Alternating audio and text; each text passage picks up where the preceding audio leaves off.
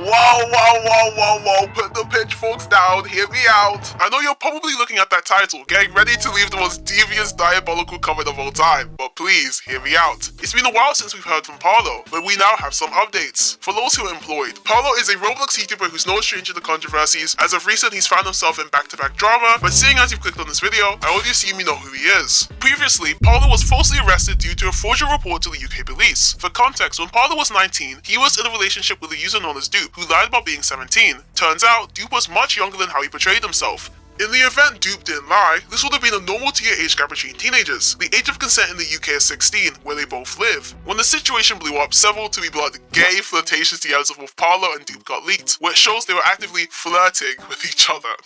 A reminder, all the DMs between Parlo and Dupe took place under false pretenses. Parlo was not aware of Dupe lying about their age. In fact, Dupe gave Parlo a fake date of birth, stated on numerous occasions he was soon turning 18, and Dupe even went out of his way to create narratives of currently being employed. Contextually, Parlo had literally no way of knowing who was actively being exploited. A reminder, Parlo was under the impression this was just a 2-year age gap. It is evident Dupe, ironically enough, duped and deceived Parlo in this relationship. Parlo was not aware whatsoever. Anyone attempting to state Parlo is a predator due to this situation is just blatantly lying and shouldn't be trusted. That's not to say Parlo is completely innocent regarding his other controversies, just stating in this situation specifically, Parlo isn't at fault, nor is a predator. If you want to know more about the Dupe situation, I heavily recommend you watch Gwamgo's videos on the topic, as they go into significantly more detail. But since we now have the context, malicious bad actors use this unfortunate situation to paint Parlo as a predator, and even sent deceitful tips to his local police, which inevitably caused Parlo's arrest. According to Gwamgo, Parlo's house was swarmed by the UK police at 2 AM in the morning. They arrived at his doorstep with firearms, and he was unfortunately detained. Parlo was kept in a cold prison cell for up to 12 hours, all over a false police report. Say what you want about Parlo, but he didn't deserve to go through such a traumatizing event such as this. This guy has been doxxed, swatted, and endlessly harassed. He was literally thrown in prison over something which was out of his control. He is quite literally the victim in this situation. Parlo was lied to, and people still push factually incorrect statements about him being a supposed predator.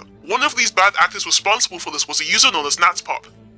Lies meant to make people believe that Parlo was facing a legitimate investigation, when in reality, the entire case was based on false and misleading information. After we confronted him, Natspop's own emails to the police were exposed, and they made it clear that the entire thing was built on lies.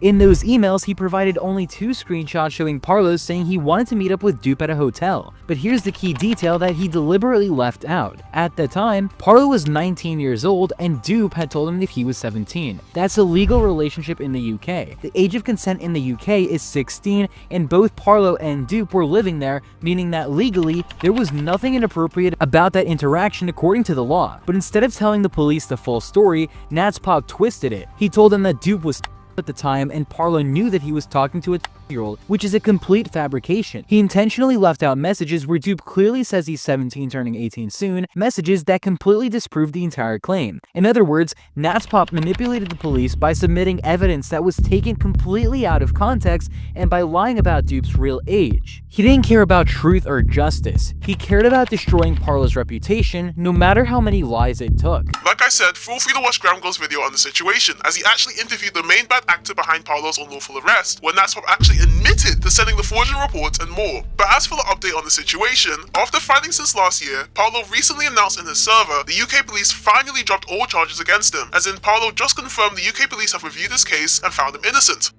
Dear Parlo, I am very pleased to let you know the police have advised me that they will be taking no further action against you in relation to the matters for which you were arrested last year. This means you will not face any charges in court and are no longer subject to the bail conditions imposed previously. I will write to you formally confirming this next week and the file closing information, but wanted to let you know the good news straight away. Yippee! Parlo successfully and legally beat the Dupe allegations. This situation just shows how false accusations can negatively affect creators and should be taken seriously. Like I said, there are several things you can say about Parlo, but no one deserves to be falsely accused of being a predator, especially when taking into consideration Parlo used to make content which quite literally exposed them. On top of this, Parlo also hinted at his return to YouTube, something he has done quite commonly, so let me know your thoughts on that down below. But that's it for the update so far. Please make sure to like, subscribe, and leave a comment to help spread the word. Thanks for watching.